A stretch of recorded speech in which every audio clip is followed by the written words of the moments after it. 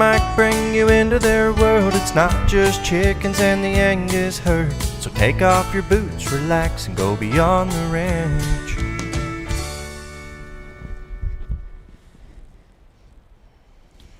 Hey there, gang. Welcome back to our Wyoming Life and Beyond the Ranch, our little corner of the internet where we get to come and talk about pretty much anything we want to, although it usually is about the ranch, but it could be about anything. Your chance to ask us questions and our chance to kind of rant and rave about what's going on in our lives. I'm Mike. I'm Erin. And thank you guys for joining us once again. It is Sunday, July 16th, and we've got a lot going on around the ranch, that's for sure. Haying is back in full swing. We're going to give you a haying update.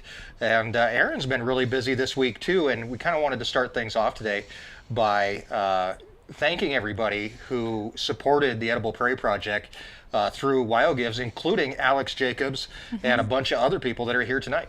Yeah, thank you guys. If you didn't get our newsletter on Wednesday or follow us on Facebook or Instagram, WyoGives is an online day of fundraising that nonprofits in the state of Wyoming can partake in. And this is the 4th year that we have done it for my nonprofit Edible Prairie Project. And every year you guys have helped us hit our goal and surpass our goal. And we actually raised $28,000 on Wednesday. So thank you. Alex Jacobs, he was one of our matches and he had contributed $3,000 before the day even started. So, and a few other people I knew were going to donate and stuff beforehand. And even more people wanted to be matches, but I needed day of donations to get another match that we don't have totals for. So the Hughes Charitable Foundation actually does $1 million throughout for everybody that's eligible, and so you can get up to $10,000 from the Hughes Foundation, but it has to be day of donations that come through the platform.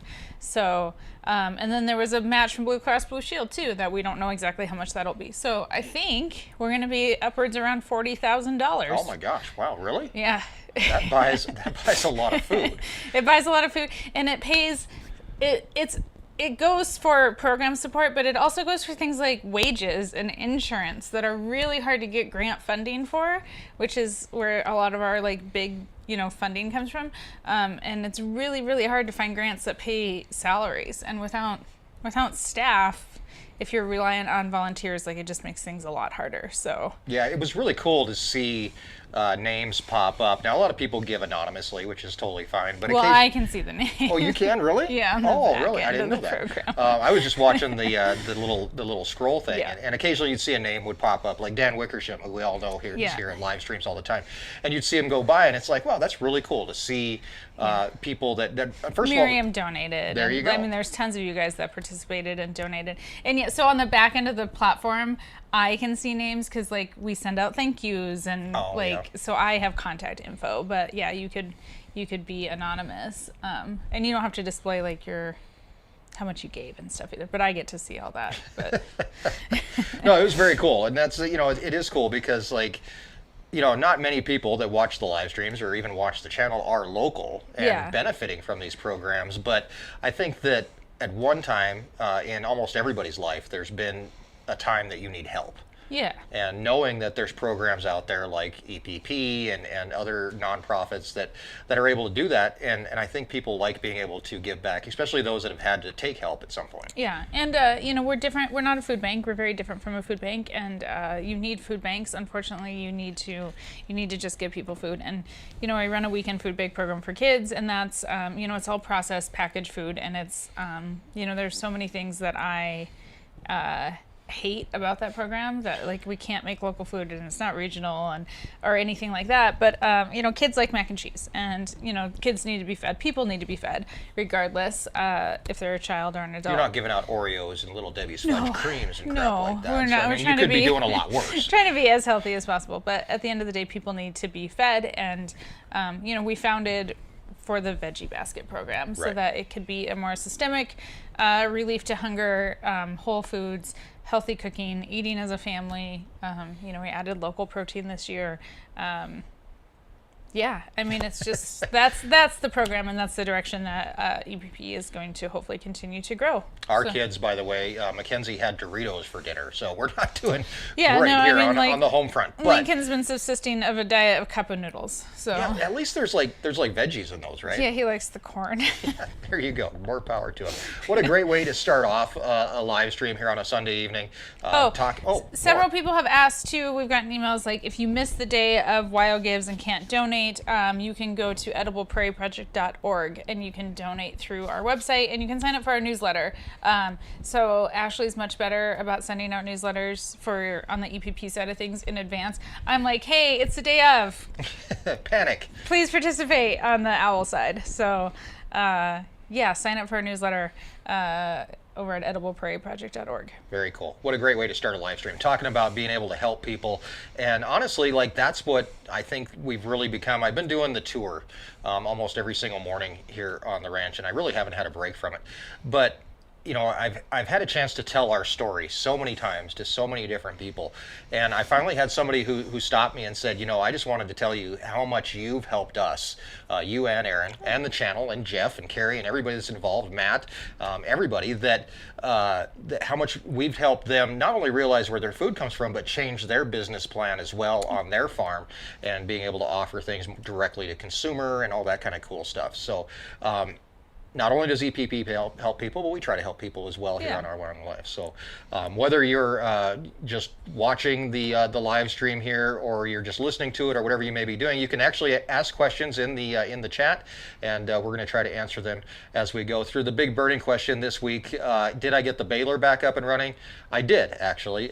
John Deere came out one day. They repaired. It actually wasn't the shaft that I thought it was. It was a coupler that, so it comes out of the PTO, you gotta use your imagination here. It comes out of the PTO, goes to a gearbox, takes a right-hand turn, and then runs down to the chains. It was actually just past the gearbox, there's a coupler. That coupler actually had stripped out. So they replaced the coupler.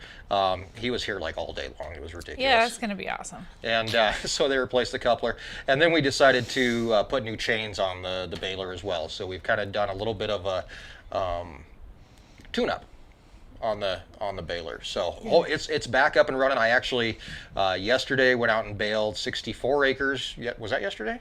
Mm-hmm. Yeah, baled 64 acres yesterday, and I'll be baling more tonight. And I think everything's working just fine on it. Easy asked if the brush hog put a dent in the yucca population. We haven't done that field yet, and of course we're going to give you guys an update when we do. But about 3 or 4 weeks ago, Jeff and I went down there and drove through it. The yucca's still there. It didn't obviously it didn't annihilate it and get rid of it completely, but it did stunt it quite a bit. So rather than being these big yucca plants, they're like little tiny ones that I'm less afraid to hit with the mower if I have to. Sure. You know, those big giant ones are going to break something. Yeah. But we can kind of keep on chopping those guys off. So yeah, and repeated haying should help with that. Yeah, the more you hate. If you look at like our hay fields, there's no sagebrush or nothing in those hay fields because we're chopping them down every year. No. So the more you cut sagebrush and yucca and stuff like that, the less it just kind of gives up. It's like, oh, fine, I'm getting cut down every year. It's with anything, right? So like I have bindweed in like one section of the high tunnels and stuff, which is awful. Weeds in the garden? Bindweed. Bindweed. Is that stuff that grows on the ground that's all like it's wrapped around our tree in our front yard. It's in our yard really bad too. But it's really hard to get rid of, and even Roundup doesn't really do a great job with bindweed. But I have eliminated it in certain sections just by continuously pulling it, because if it doesn't have leaves to photosynthesize, like the root structure eventually will die out. So if you keep cutting the yucca and you keep cutting the sagebrush, it will eventually go away. Exactly. If you keep being a butthead to somebody, they'll stop being your friend. Kind of the same thing. So, Alex asked there how many bales so far, and we also had a super chat. So Alex, I'll be back. Super chat from Jared is just my code name. Just because Mike's jeans are dirty, I appreciate these live streams are just another part of his working day. I told you to shower. Yeah, but I got to go back out. Erin was like, "Are you gonna take a shower before live stream?" And I said, "No, because I'm going right back out to bale." And I'm going to be crawling around underneath the baler. My arms are just so chewed up. So when you suck up a rock in the baler, you have to climb up in the underneath the baler and pull the rock out. I mean, you could like use a stick or something. You or could, a but crowbar, or like a grabber hand or something. or like a crowbar or something. But you still have to get in there and grab the rock, physically grab, unless you have like a grabber, I guess. But so I'll show you my forearms here, but they're all chewed up. I feel like there could be I don't different know if you choices. can actually see this or not. They're all chewed up from the hay. Again, different choices could be made. Different choices could be made. I could just not run over the rocks. That would be a great choice. Alex asked how many bales so far. So we've gotten off of Jim's field back there, which is 160 acres, we got 113 bales. Substantially better than the 40 we got last year. Way better, yeah, 40 last year. The field that I just baled yesterday is the one that the baler broke down on. So it sat for like 2 extra days, and we only got 45 bales off of that acre, or that field. That acre. And I think 45 for 1 acre. I think that having that sit there for so long, while we're getting the baler fixed, it dried out more than we wanted it to dry out. So it becomes really like brittle, and when you're baling it, it just turns to dust, so it takes longer to make a bale. So the field that I'm baling tonight is going to be kind of the telltale field of how the rest of this is going to look, and it looks really good. It looks good. The grass does, nice and thick. So we'll see if we can get that bale an acre out of it. I'm pretty happy. Yeah. Pretty happy. And we got like tons of moisture in June, but like the grass almost started to die in May. Like actually there was some like when I was just walking around like over here and stuff, like by the gardens and stuff, like in May, like we were dry and warm, and then it just June just turned super wet and cool, and so like we didn't expect it to be like the best hay year because the moisture was weird. Yeah. And temperatures, like you need heat to bale hay or to make hay, and when it was 4th of July and it was like 54 degrees for a high, like tons of moisture doesn't equate the best haying years, and in fact years that we've had tons of moisture in May and in June, like it doesn't make the best hay. So it is what it is. Like it's obviously it's great to cut hay, and better than like the yield, because of the sweet clover, the yield will be better than last year, so that's great. Yeah, exactly. Sherry asked if we bale according to a certain humidity. So the bales, we want to have about 14.5% moisture when we're baling. That's about all I'm really worried about. Humidity outside, like some people bale in the middle of the night because it's a little bit more humid at night if we're really dry. But right now, I think our humidity is right about that 14%. So there's nothing we can, like, we're not in a climate where like we're so worried about like moldy bales and stuff like that, right? Like dryland farming, dryland hay, like put it down in like a day or two you can bale it. So yeah, exactly. We always turn off the PTO and the tractor when you have to get in the equipment. Always. Yeah. Yeah.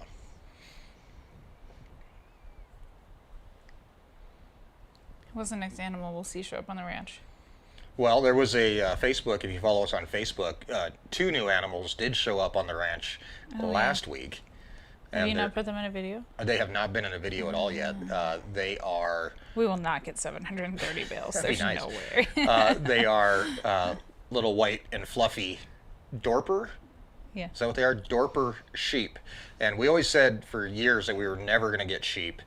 And Grace, our 9-year-old, who's going to be 10 here soon, happened across another rancher in our community who's a sucker. And he had bottle lambs. We were there visiting. And Grace said, "Can I have a bottle lamb?" And he said, "Nope, you sure can't, but you can have 2."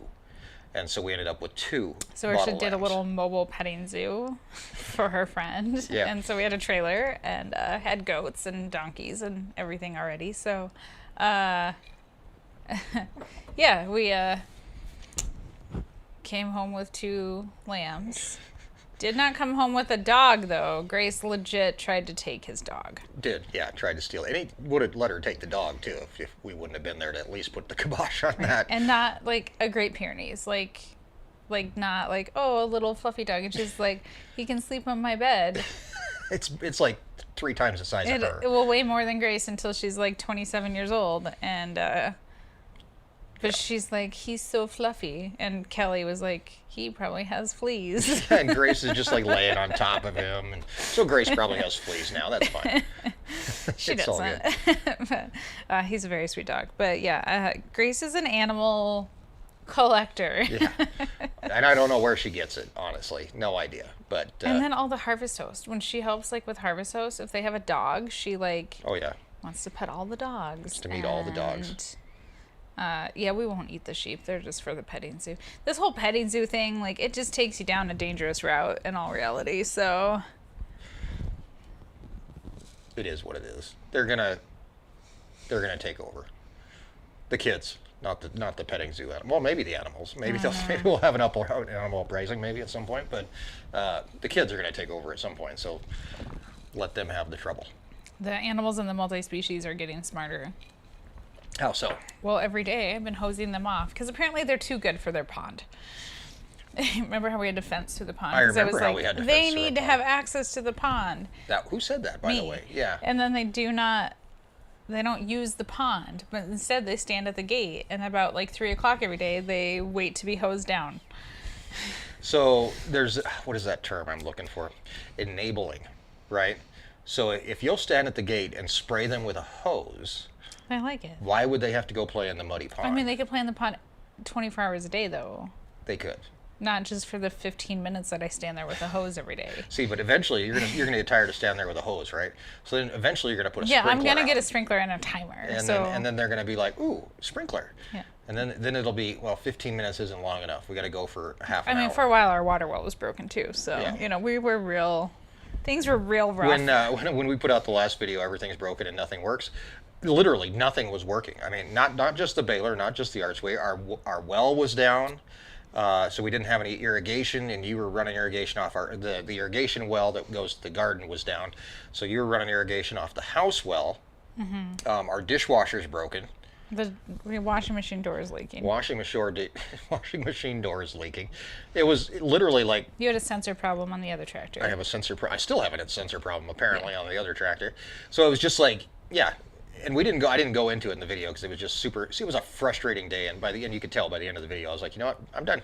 This whole thing can sit here and wait. Like a water well, a tractor, a mixer, a baler, a dishwasher, and a washing machine. Yeah, yeah. And we're like, Oh, and the internet went down, and oh my gosh, the internet goes down, and then that's like the last straw. I get phone calls from kids, and they're like, the internet's not working. Erin was out working. So. Oh, and then our cat got hit on the highway too. And then we had a cat that got hit on the highway. That was the cherry on top of the turd sandwich that was the few days that happened there. Yeah. But we're back. Things are running back. Things Well, are the running dishwasher's relatively still well. broken. Yeah. The Okay. washing Dishwasher's machine's still broken. still Washing leaking. machine's still not working right. The well is back up and working. We'll give it that. The baler's working. The archway, not yet. We thought we had it fixed and we broke something else. What else? Internet's still in and out. I thought the well was broken again today, but I had just blown a hose at the garden. Oh, yeah. See, that'll do it. Yeah. And I was like, not much pressure here. Cool. You didn't call me? Oh, I figured I blew a hose. I have a few sketchy hoses. There's a lot of sketchy hoses around here. Yeah. We have a lot of hoses that are, they probably have more money in men's than if we just went and bought another hose. Like you put in, I know, couplers but and connectors and everything I else. wish someone could explain to me, like, which hose to buy that's actually not going to split. Because I have bought light-duty hoses, medium-duty hoses, and heavy-duty hoses, and they all suck. Every single one of them sucks. Because they're all the same hose. They just put a different label on them. Like, there is, like, 2 hoses. One that EPP bought a long time ago. Those ones are great. And then you also have, like, that dark green with the yellow stripe. That one's great. That is a good The hose. rest of them are junk. Your life is weird when you're like, that's a good hose. That's my favorite hose, right? I love this When hose. you steal- This is my favorite. I'm going to give it hugs and Mike kisses. kept trying to steal all the EPP hoses. Because they're good hoses. And I bought them with a grant specifically for like irrigation. And I just stuff. borrow I'm like, them. I don't- These I are don't take them." mine. Don't take my Steer hoses. cam is down. See? Look at the whole place is falling That apart. one's always down. It is. Right. What are we talking about? I don't know. All right. Hoses. Anyhow, can someone explain to me like which hose actually is a good hose? Hey, Beth is on here. Beth was actually just in the Airbnb. Hi, Beth. Beth, we got your gifts. I wanted to say thank you very much. The gifts for the kids. She got the kid. What are they called? Wormies. They're rice filled or bean filled or something. You put them in. They're stuffed animals. You put them in the microwave. You warm them up, or you can actually put them in the freezer and get them nice and cold. And then you cuddle with them, and the kids love them. And honestly, I kind of forgot. So. Grace is gonna love it this winter. Oh, it's gonna be like in the microwave Lincoln, every too. single 2 minutes. It's gonna be back and forth. And then Beth got me a couple bottles of whiskey. I was gonna crack one open tonight, and I totally forgot. But I'll get there, I swear. So thank you, Beth, for the gifts, and thank you for staying in the Airbnb. It was a lot of fun. So make your own hose. What do you think? This is like a hose production factory? No. Mini Highland Cow or mini. His birthday's April 1st. His birthday's April 1st? Yeah. Oh, cool. Are you going to send him a card or something, maybe? Hey, Mom, we're all in chocolate. My grandson phoned his mother at work. Yeah, Mackenzie one time called us because she forgot her cello at home. And I was like, well, what time do you need your cello? Right now. I'm like, Mackenzie! First of all, how do you forget a cello? It's the largest thing in the house. The time. I forgot where I put the washing machine. Yeah, it's back there. Mackenzie, what time is orchestra? Right now. I can't get it to you in time. Your 27-minute orchestra class is going to be over by the time I get it to you. Get construction grade hoses. Okay, maybe. It might be an option. I don't know. I hate spending money on them, but I hate the broken ones all the time too. Do you have the bionic hose? I don't know what that is. No. Oh, the bionic hose. I think I've seen that. It's like a stainless steel hose. It's on like infomercials and stuff. Is it the expandable one? No, that's the stretchy hose. I've actually seen it. It's like a stainless steel flexible hose. But the thing is, like, it's stainless steel. It still has like some sort of rubber inside it, and that can still burst and break. And then you can't fix it. We'll weld it back together. No. I mean, you're just kind of out of luck. No, between hose ends leaking all the time, and then like today, like the hose just split. It's just a constant hose repair. It is, but maybe construction grade hoses will be the option. So who knows? Feather Life, Erin, do you grow herbs in the garden? I do. Yep. What herbs do you grow? There's tarragon, chives, oregano, rosemary. I have basil in the grow room, garlic, chives. Cilantro, parsley. I don't know. Thyme. I think that's it. I don't know. And what do you do with all these herbs? I sell them. So do you dry them? Yes. And then put them like in a little jar? I sell them fresh too. Oh, okay. They're in the farm store. I know. I'm just trying to. Not everybody's been to the farm store as many times as I have. Okay, but you don't need. You can phrase that question different. Pretend like you know what's going on in the garden. Okay. Dill. I sell dill. I've sold dill. I know how that works. And you have garlic. That's not really an herb, but Alex asked if you have garlic. Yeah. I was saying you have garlic, not asking you if you have garlic, because I know you have garlic. So I'm going to phrase things like I know what's going on around here. Okay, perfect. Love it. Yeah, no mint. Mint, because mint goes crazy. We talked about this last week, It's or like a couple bindweed. weeks ago. Mint goes crazy. Beth had a few questions that I forgot to ask about. Why are the oil wells not running? They're actually, the oil wells on the ranch are on timers. They don't run all the time. Yeah, they do run. But they do run, just like 45 minutes a day or some stupid thing. Not very often. I don't know. We don't work for the oil company, so. No. Erin, do you still grow microgreens? I do. You yeah. do. 3 trays a week. 2.5, 3 trays a week. What's the, this is a question I don't know. What is the best-selling microgreen? Because there's different flavors. There's like broccoli and chive, or not chive, but pea shoots and all that crazy stuff. What's the best-selling microgreen? I've got 3 ladies that buy microgreens every week, and we plant a tray of broccoli every week, and we rotate. One week we do pea shoots, and the next week we do sunflower shoots, and then I do other stuff, like basic salad mix or like a kale mix, but broccoli and peas and sunflowers. Those are our best. I see a lot of the broccoli come through, that's for sure. Yeah, well, I plant a tray of it every week. I was going to say, do you grow more of the broccoli? Is it easier to grow than any of the Yeah, others? it's super easy to grow. Right. Peas are super easy too. Sunflowers, the stupid shells are a pain in the butt. I get it. Everybody had a comment last week on Gracie's video where she was out driving me around and we were checking on things together. She's just literally, if you say I'm going somewhere, she will jump in the gator and drive you. Like she's become so independent. Like she even like makes her own dinner and stuff. I mean, like she made a corn dog last night. It's not like she's like cooking. she's Wolfgang Puck or Right, anything. but She's not like whipping Mackenzie together will anything. like subsist stuff of like Doritos and Goldfish and Pop-Tarts and stuff, and Grace is like rummaging around in the freezer and stuff, right? So like a little bit better.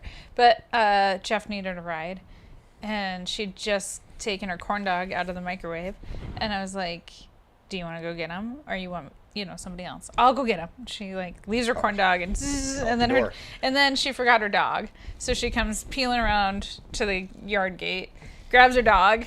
And then she's like, "Can you open that gate for me?" And the cows were here, so I had to go open the green gate for her. And she goes zooming off, and she's trying to like learn the names of the fields and stuff. And so it's like, we're trying to explain. Yeah, we're trying to explain.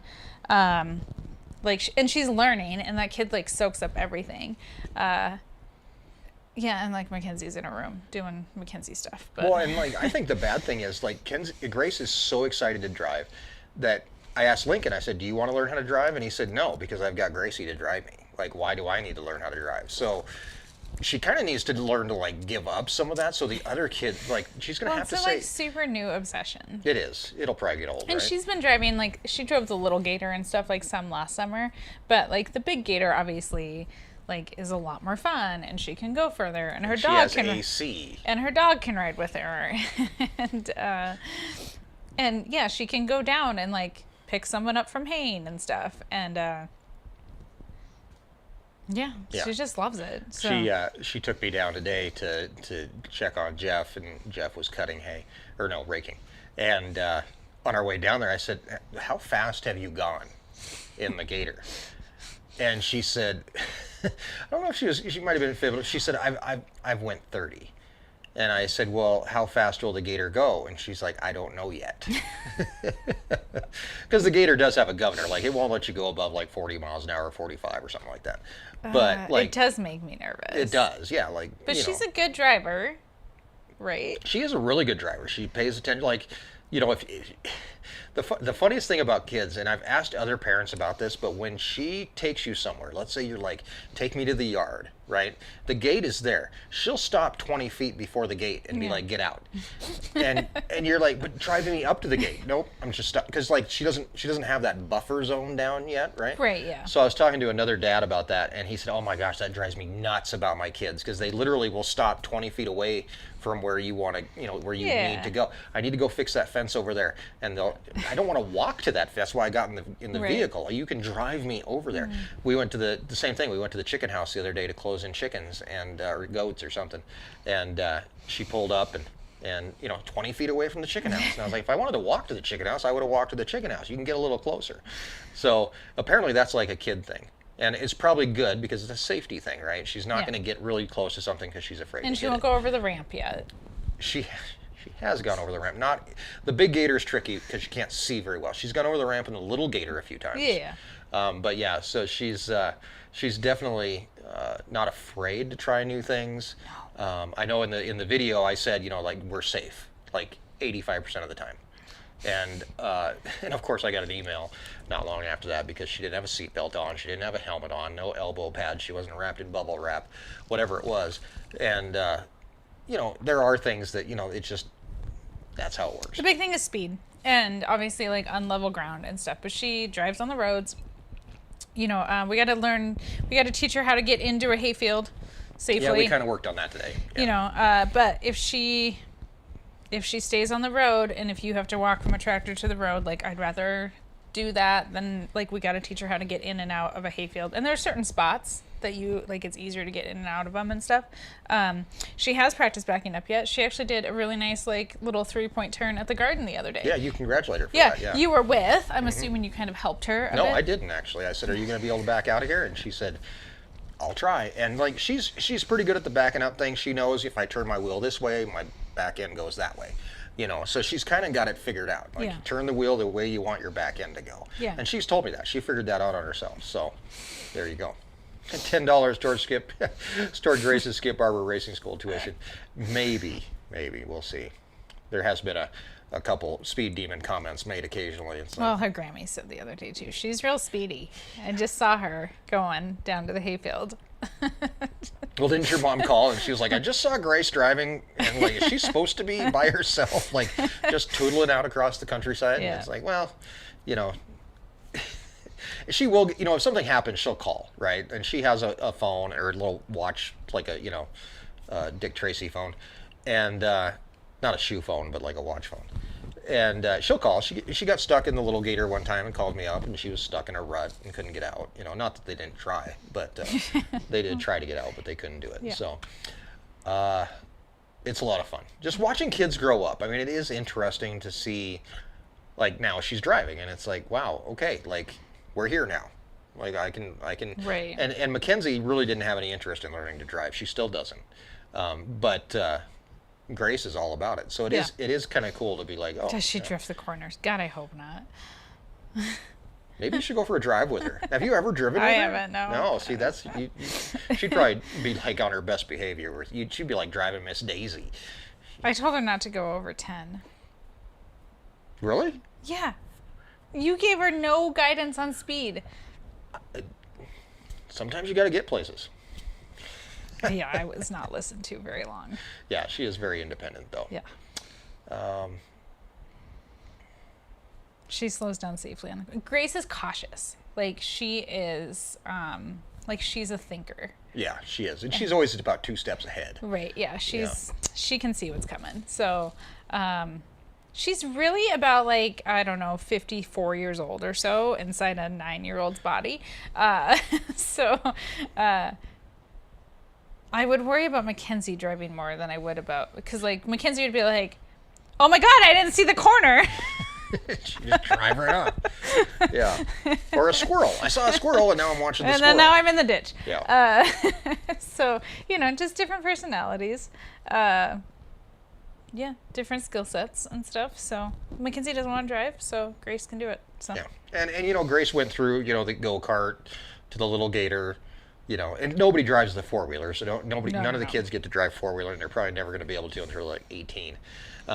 But you know, she definitely wants to progress. She even mentioned the other day, she was like, "You think I could drive Mom's car?" And I was like, "Probably, but let's not try that quite yet. Like, we'll get there, but not quite yet." So, but 10 miles an hour is very, always very thinking. optimistic. She's just always on to the next thing. So. Really quick, let me take a second here to thank our moderators for being here tonight. William Dunn, Bill the Tractor Man, Jeff Lake here, and Matt Fensel as well. Thank you guys for joining us this evening and keeping us all in line. That's their main job, but really they don't have to do much anymore. Sometimes we get a little crazy, and sometimes other people get crazy, but tonight seems to be pretty calm and down to earth. So, have I gotten the mixer repaired? No, not repaired yet. I got it repaired, and then it broke again. So we're coming up with ideas. By the way, if anybody lives anywhere where there might be a used TMR machine floating around, send me an email. We might be interested in getting something along those lines. So used TMR machine, keep an eye out. We don't have any around here anywhere. No. So. And we don't have, the savings account is not ready for a TMR machine, but we're working on it. Right. So that will probably be our next, we've been trying to just find a brand that wants to work with us, and like, Not having any luck. it'd be really cool if like Hustler made one. But yeah, we're gonna need a TMR. The Artsway is, if it would stay together, it gets us by, but like, What we're doing with the Artsway is hard on it. Yeah. You know, we're pretty hard on that machine. yeah. So, yeah. So yeah, we need a TMR. We need a used TMR. They're very expensive. Very, very expensive. They are. So, and we don't need a ginormous one. You know, we're not feeding hundreds of head of cattle every day like a big feedlot.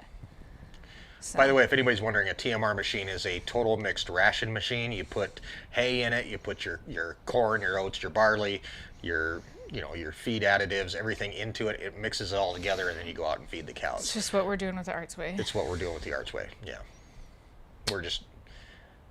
But it's like more precise, right? Because It has a scale. It has a scale built in.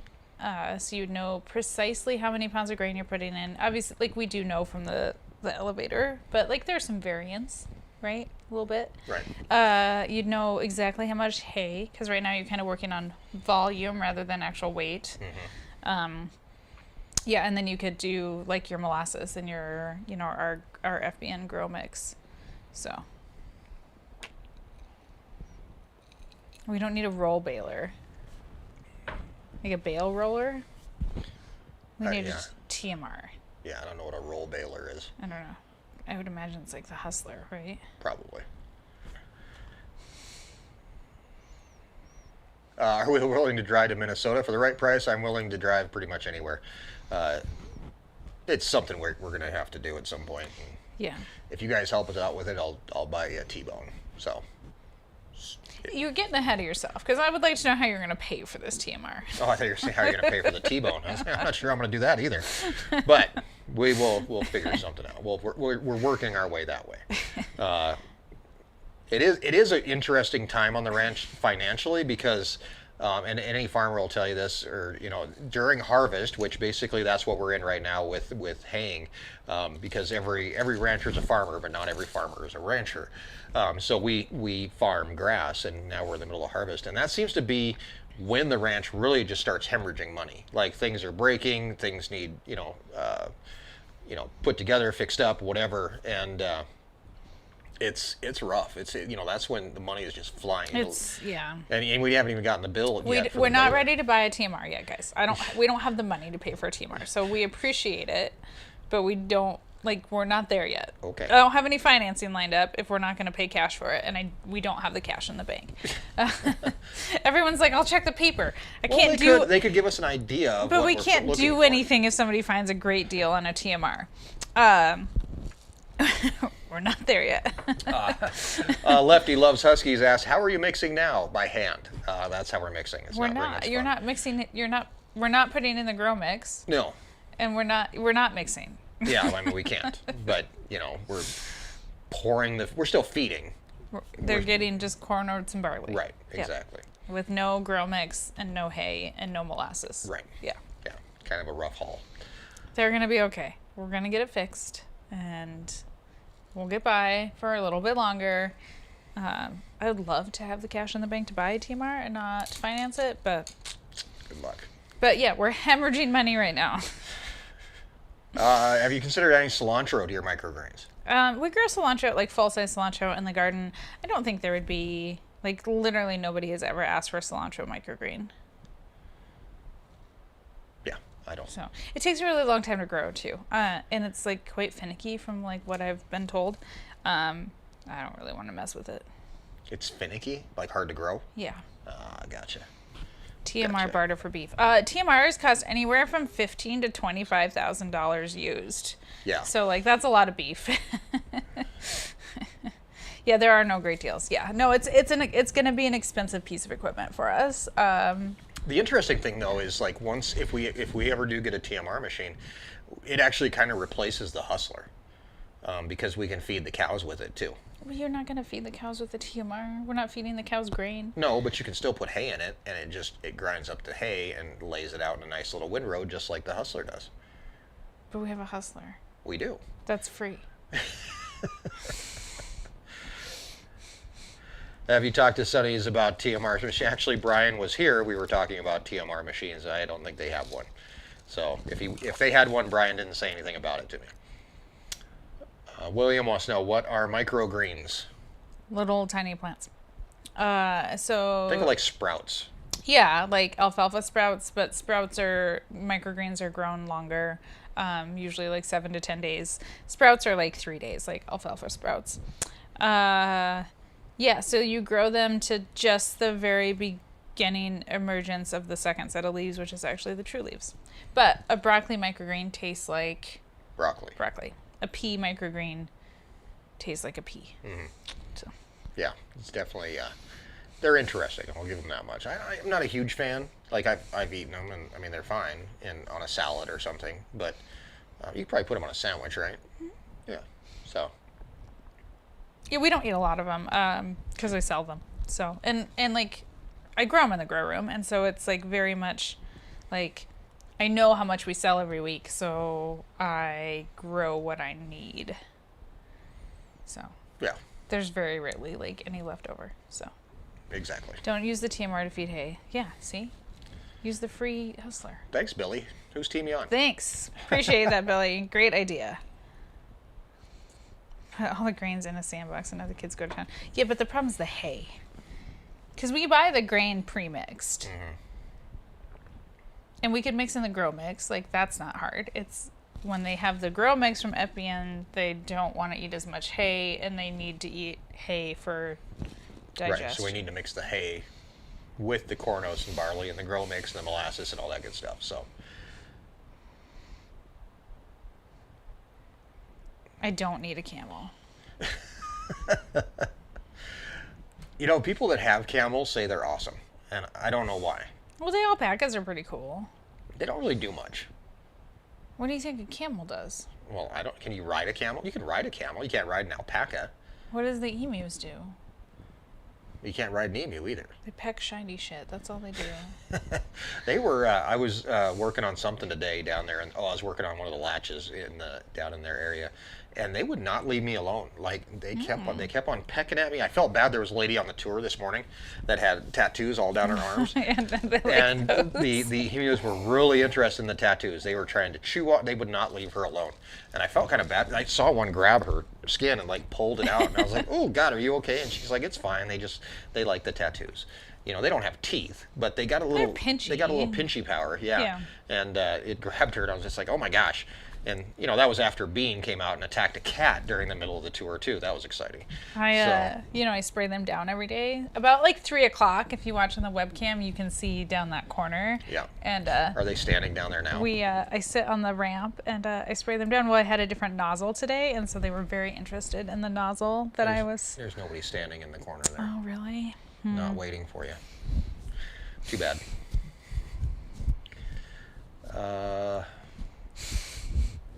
You would love a mule. Yeah, I would take a mule. Edible Prairie. I would like to start something like your Edible Prairie program in Pennsylvania. Where do you start? Where do you start with a nonprofit? That's a good question, because like, it's a loaded question, right? I mean, you just gotta pick a point and start it. I mean, it's a hard one. Yeah, I mean, I didn't found it by myself. Megan and my friend Megan and I founded it together, and you have to file your C3 paperwork, and in order to do that, like, you need to have your mission statement and your, like, what your programs are going to be and who they're going to benefit and who your demographic is going to be, and you need to know your programs, like, in and out, and if you're duplicating programs in the community, and there's just like a million things. And so, I would start to learn about nonprofits in your area and see where the holes are. And even for like funding and stuff, like if there's already another farm that's doing veggie baskets for free for low income families, like you're going to have a really hard time competing for local funding. So I'd find out what's happening in your community, and you might already know that, but you don't want to compete for funding because it's hard. So, but you got to file your C3 paperwork, and for that, you got to know your mission and who you're going to serve and which programs are going to be. So, sounds like a lot of work. It is a lot of work. Don't. No, I mean, you should start. If you want to do it, you should. But, and then if you're going to start a farm nonprofit, you need to have land.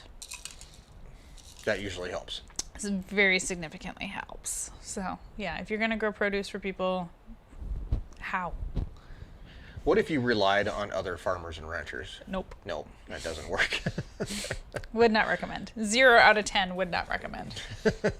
Just do it yourself. And we, Edible Prairie Project, did that. Like, we wanted it to be a multi-farm veggie basket program, and like we wanted to buy from other producers, and it's hard for them, and it was hard for us, and I just became more like, nope, if we're gonna do it, we have to do it ourselves. So yeah. Eventually, I would like to have like a little farm incubator program. What is a farm incubator program? I would give farmers new farmers a place to learn how to be a market farmer. Oh, well, that makes So, sense. like, have them work for us and then give them, like, a plot of land that would be theirs that they could sell the produce. Oh, so like almost like a community garden. But, like, for, like, larger scale. Larger scale. Yeah, Okay. not like a 10 by 10 plot. Yeah, I mean, a community garden is significantly different from, like, a market farm. Right. So, yeah. Interesting. All right. We're rolling right along here. Jeff is keeping everybody busy. Jeff was actually out raking most of the day, setting it up for me for tonight. I'm going to go out and bale. I'm actually filming too, so you guys go get to watch that tomorrow. We won't really have a deer problem. I mean, like, Not we so do, much. but, like, I mean, they're here, and, like, that's why the gardens are fenced the way they are. But they haven't been too bad in the hay yard. Like, when we have grass, like, they're not going to eat, like, our forage. Right. Yeah. As They're going to much. go out and eat in the pastures. Yeah. But they will. You know, if we have a dry year, it's a drought or something like that, they'll come in and eat hay. Yeah. Yeah. Definitely a pain in the butt. From Russ, why don't you spread manure on hay fields and in the high tunnel? We do. Well, we spread compost in the high tunnel. Correct. And we do spread manure in the hay fields. We've done it in the past. This year we just kind of ran out of time. We never got a chance to get it done. But we do have a lot of manure that we will spread in the hay. We have piles of it around here. Yeah. It either goes into compost or it goes out on the hay field. So.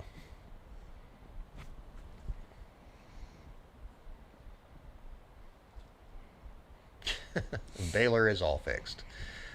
Yeah, it is fixed. All right. So, what do your basket program is getting ready to start up on EPP. Yep. And so that's the big push for you guys right now.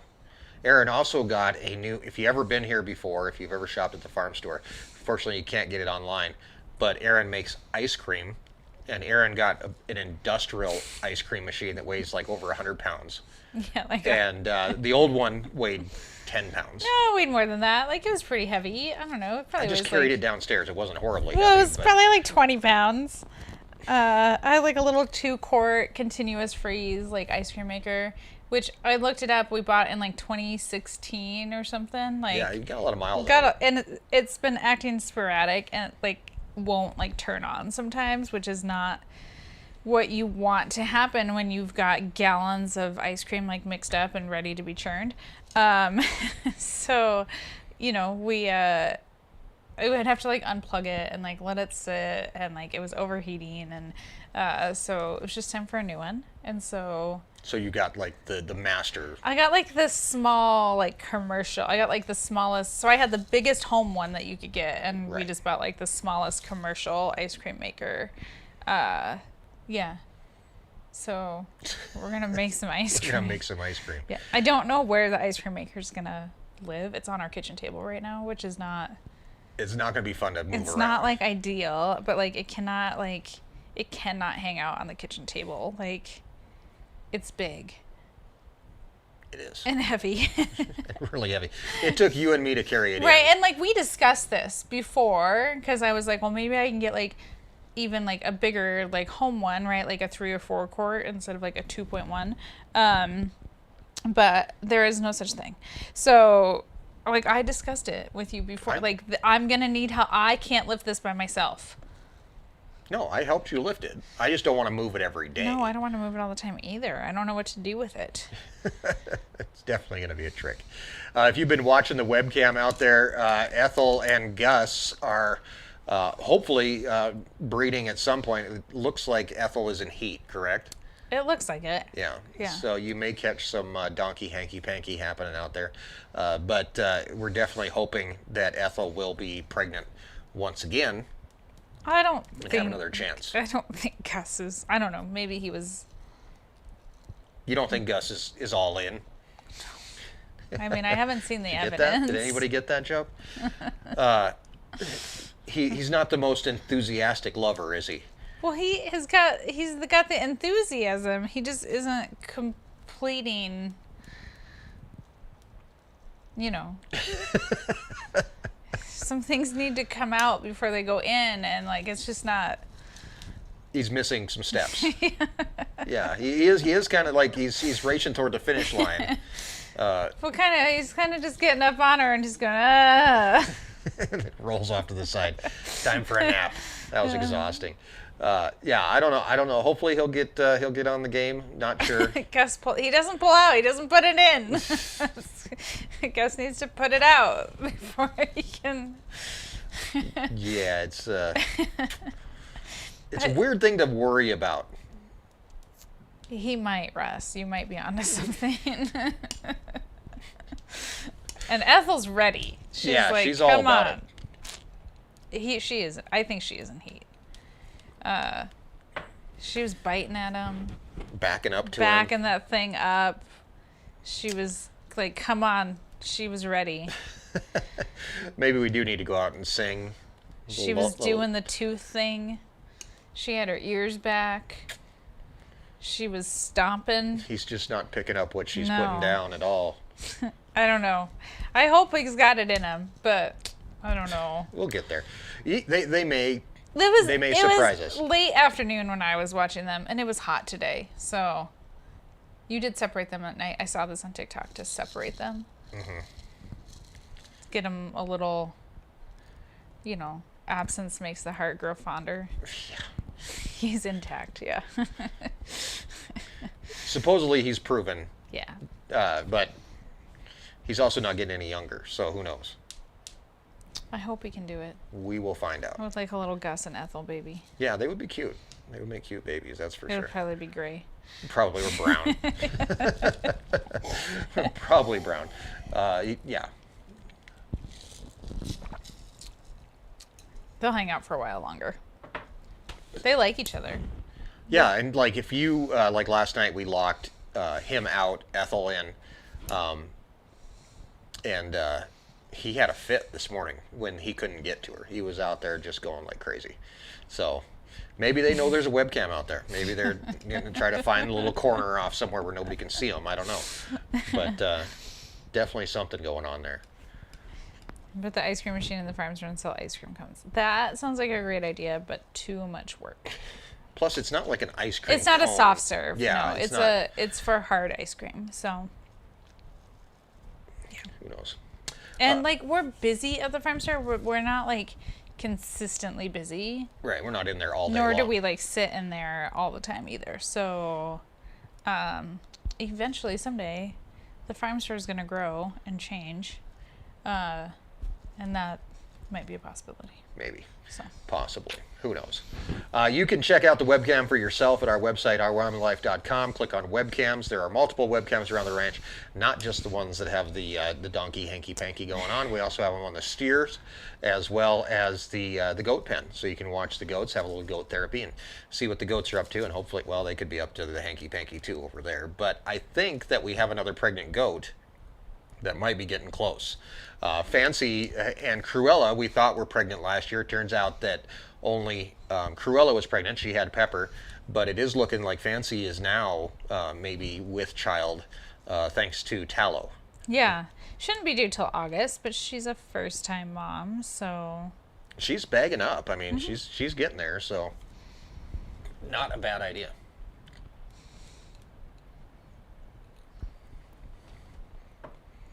Ethel ended up not being pregnant, so she tricked us for a very, very long time. Yeah, so. who knows how long she had not been pregnant. She had a food baby going on, apparently. We finally took her to the vet. They did an ultrasound. They said, wah, wah, wah, and that was it. So back out with Gus she goes.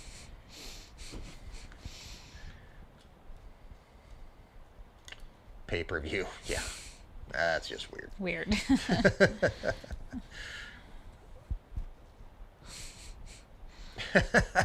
Major developed farm store is going to grow and change. I'm thinking a slide from the roof into the petting zoo.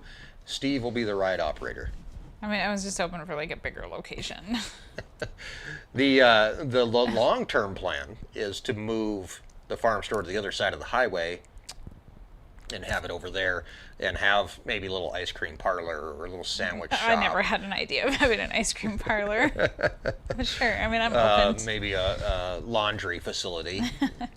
Maybe like a meat shipping warehouse. That would be nice. A commercial kitchen. Yes. So you can ship some of this so salsa. I can put the ice cream somewhere. The ice cream maker can go somewhere. But then we couldn't. Could we ship ice cream if we had a commercial kitchen? That would be interesting. You could start. I'm gonna have to do all the licensing and stuff, True, and yeah. do an FDA approved label, and license it with the FDA. But yeah, you can do all the things. Yep. We can do whatever we want. We can do all with the proper licensing.